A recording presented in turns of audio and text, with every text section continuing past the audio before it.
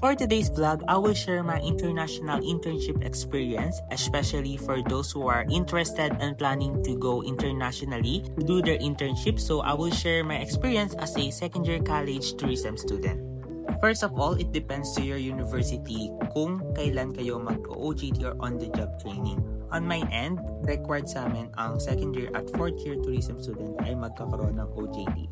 So during my second year college, dun ako nag-try mag-international, though may offer sa amin na local and international internship. If you're going to ask kung magkano yung nagastos, well, it depends sa inyong university at kung saang lugar kayo pupunta and yung kapartner nilang agency or company. Sa akin, I'm going to Thailand for 6-month internship and yung nagastos ko doon ay nasa mahigit 100,000. Kasama na doon yung naging pocket money ko, pero meron pa rin doon guys mga additional fees like airfares, yung transportation nyo, and also yung gastos nyo on some paperwork. Pero guys, yung pinaka-program fee namin dito ay around 85,000. So nagdagdag lang kami from 85,000, nagdagdag lang ng airfare, travel insurance or whatsoever and other necessary fees na kailangan, kaya naging around 100,000. Ang benefits nun guys, mas mahaba yung oras na makukuha nyo kasi 'di ba may mga required hours ang OJT, and then nakapag-travel kayo and experience other culture as well. So just keep on watching because after this clip I will share yung mga naganap at mga ginagawa ko during my internship sa Thailand. Amin pala to ni Rian kasi di pa kami nagla-lunch. So, pupunta pa kaming embassy pero ito muna yung binili namin. Hi! Say hi! Meron kaming take-out ng Subway. Embassy kasi kami, then nag-taxi na lang kami. After arriving in Thailand, we go directly to Philippine Embassy to follow up or to show our papers and some documents, especially for visa. Dahil mag-i-stay kami dito ng 6 months, which is kailangan naming ipakita yung mga proper documents that we're allowed to stay here. And also, kailangan din siya guys, or required siya para dun sa company na aming pag-OJT-han. After that, dumiretso kami sa isang mall para bumili ng SIM card, which is yung nakita namin ay AIS. Kailangan lamang ang inyong passport kasi ire-register yung SIM sa pangalan ninyo. For only 50 baht, nakuha namin yung SIM card at yung kinuha namin na plan per month ay 300 baht, which is every month meron ka ng load and pantawag or pan-data.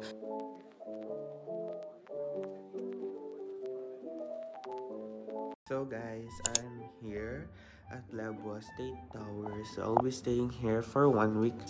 So dito muna ako for 1 week dito sa Thailand before I move to my new house. So dito yung CR. Actually, may bathtub. Ginamit ko na yung kagabi. Ayan, tapos toilet and bath. Tapos yun lang. And then here, yung papuntang room. So ito yung one of their suite room. So meron tayo ditong microwave, refrigerator, yan. From a little kitchen. Ito yung living room. Tapos from here, ito na yung bedroom. Actually, meron siyang pangkano. Yan. So this is a suite room, double bed, suite room. Ito na yung view ko dito sa balcony.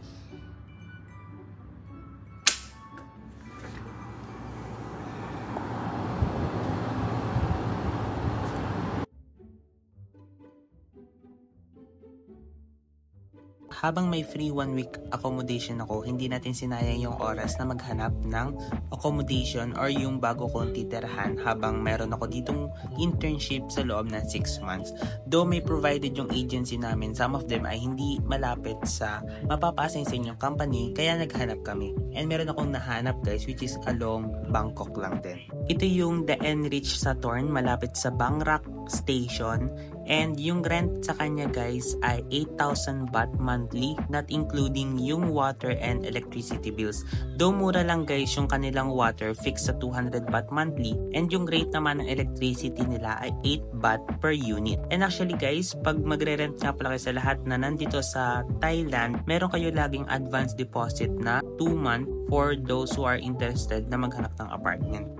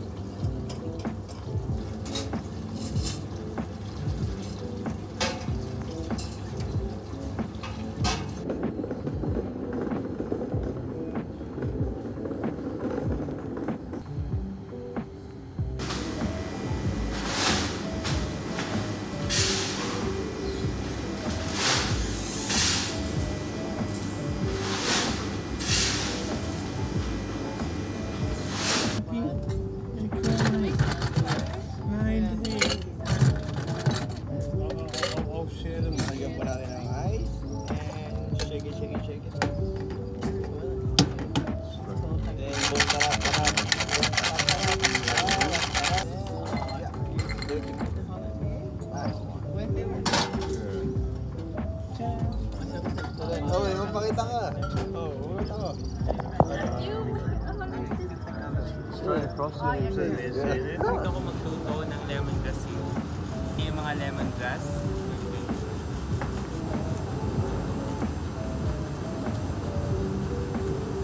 Hiwa-hiwa ko siya guys para pag nilagay siya sa lumabas yung pinaka-juice niya pag nag-boil. Guys, magluluto tayo ng lemongrass yun. So I'm going to make 3 liters.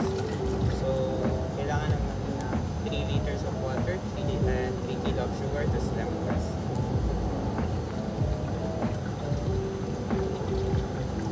Ito yung mga lemongrass.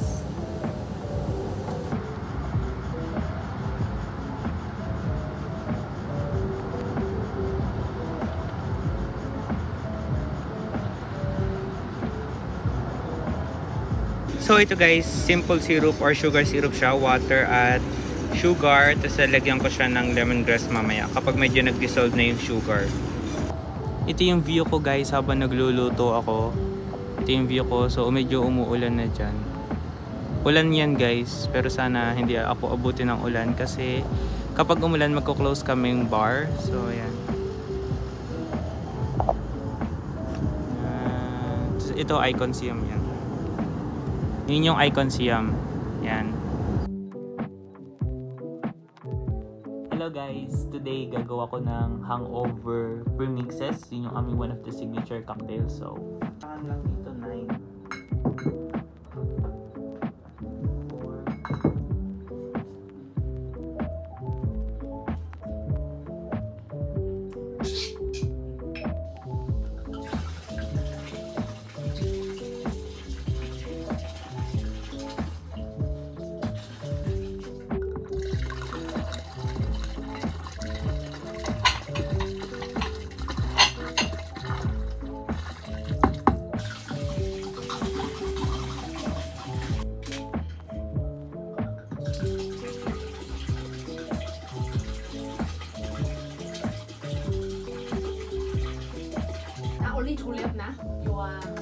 Syrup, okay, I will make.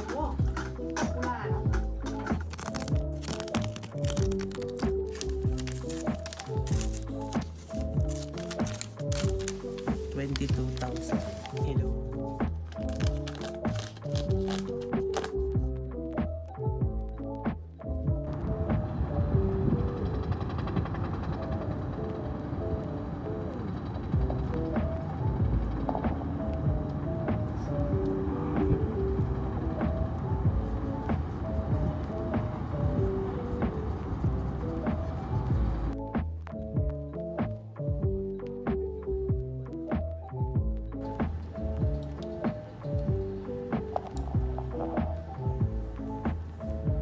latte guys from Dow Coffee. This is ice caramel macchiato.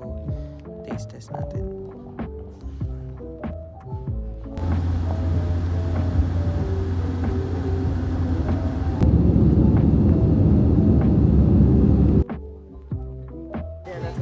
Guys, ito na siya. Hello? Ito ang cute, oh, ang liit. Baby elephant ba yun? Wow!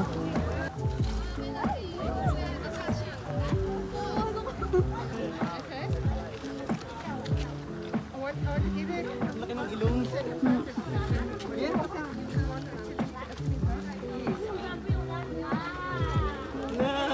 Guys, andito kami sa Elephant Sanctuary. Wow, wala ka ng pagkain, ubos na. Hi! Ito, mayroon pa ako isa.